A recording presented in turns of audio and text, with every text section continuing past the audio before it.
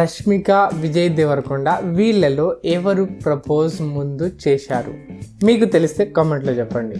దేవుడా సరే నచ్చావు, I love you అని చెప్పు. నిన్ను చూసా చెప్పను. దేవుడా ఐ లవ్ యూ.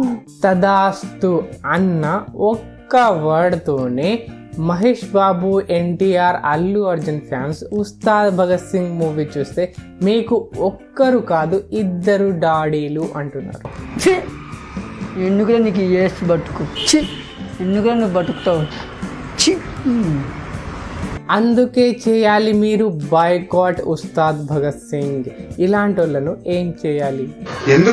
ఎందుకంటే అనుకోకుండా ట్వీట్ చేశాడు, మళ్ళీ ట్వీట్ రిమూవ్ చేసి క్షమాపణలు చెప్పాడు. ఇది ఫ్యాన్స్ కి కాలింది, అందుకే డై హార్డ్ ఫ్యాన్స్ ఇలా మండిపోతున్నారు. బట్ నేను చెప్తాను, అలా బాయ్కాట్ చేయడం కంటే ప్రతి టాలీవుడ్ ఫ్యాన్ ఖచ్చితంగా చూడాలి. అది మన TFI కోసం. ఈ దేశంలో పక్కోడు పని మీద ఉన్నంత ఇంట్రెస్ట్ సొంత పని మీద ఉండదు జనాలకి.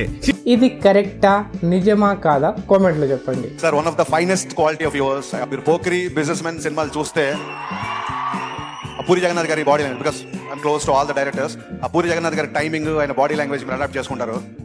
అలాగే సీతమ్మకి ఇట్లా చేసినప్పుడు ఒక అడ్డాల్ శ్రీకాంత్ బాడీ లాంగ్వేజ్, అతని స్లాంగ్ అతనికి మీలో కనబడుతుంది. అలాగే దూకుడు చేసినప్పుడు సీను వైట్ల గారి టైమింగ్ మీలో కనబడుతుంది. అలాగే శివ గారి సినిమాలో ఆ చిన్న సెటిల్ పర్ఫార్మెన్స్ అది కనబడుతుంది. ఇలాగా ఏ డైరెక్టర్తో సినిమా చేస్తే ఆ డైరెక్టర్ షూస్లోకి చాలా ఈజీగా వెళ్ళిపోతారు, ఈజీగా డైరెక్టర్ అడాప్ట్ చేసుకుంటారు. It's like quality of a mercury sir. Mercury ఏ వెజిల్లో పోస్తే ఆ వెజిల్ తీసుకుంటుంది.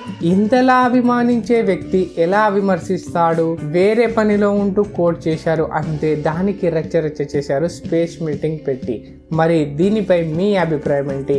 మహేష్ బాబు అండ్ పవన్ కళ్యాణ్ ఫ్యాన్స్ మీరు ఎలా రియాక్ట్ అవుతారు? దీనిపై కామెంట్లో చెప్పండి.